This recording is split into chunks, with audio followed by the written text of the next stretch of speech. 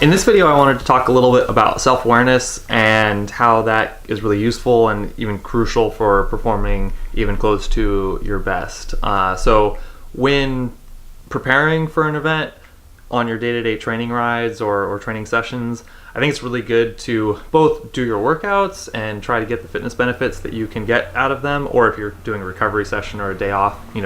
pay attention to doing what's the appropriate goal for that day and do the tasks that are associated with that. But aside from going out and doing, hill repeats or doing whatever kind of intervals you're doing, or doing a long ride where the whole point is to create a lot of fatigue and get really tired after, a few hours or several hours of training, for example, I think it's really key to also associate with your physical experience of those things so that you become increasingly self-aware and tuned into what your body is experiencing, and both experiencing that but also observing it so that you're very attuned to it, but you're also not married to it and not overwhelmed by whatever your sensations are. And I would try to emphasize that your experience of discomfort in training isn't necessarily a challenge or a problem, or even that we should describe it as pain. I think a lot of times there's that type of diction involved with describing our sensations when we're training or racing, and we talk about how painful it is to do a certain thing, like do intervals or do a really long ride where you're achy at the end of it. Try to observe your experience and experience what your body's doing just as feedback, because a lot of things that we experience as discomfort in training is just our brain and our body's kind of assessment of what is happening and how close we are to our limits and how fatigued we are. And in training, fatigue is a great thing. I mean, the whole point of training is to create a specific type of fatigue, or maybe a couple of specific types of fatigue, so that our bodies can become more resilient in not experiencing as much of that type of fatigue in the future when we do a similar type of training session or when we race.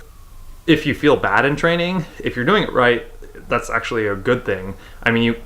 you can feel bad in training because things aren't going well, because maybe you didn't sleep that well, or your diet isn't that great, or maybe you're fighting an infection and so you don't feel good because of something else. But if you hopefully have a handle on most of those things and you're recovering fairly well, you should and will feel uncomfortable in training, and that's entirely the point. So it's a great thing if you feel uncomfortable. Hopefully it's directed towards certain energy systems or neuromuscular systems that are going to benefit you when you're doing whatever your goal event is. Don't think of those things as bad. They're neither bad nor good, but they are just kind of your body's experience of what you're putting it through when you're choosing to train. So that can be great feedback because it lets you know how close you're getting to a certain degree of fatigue or how close you're getting to your limit.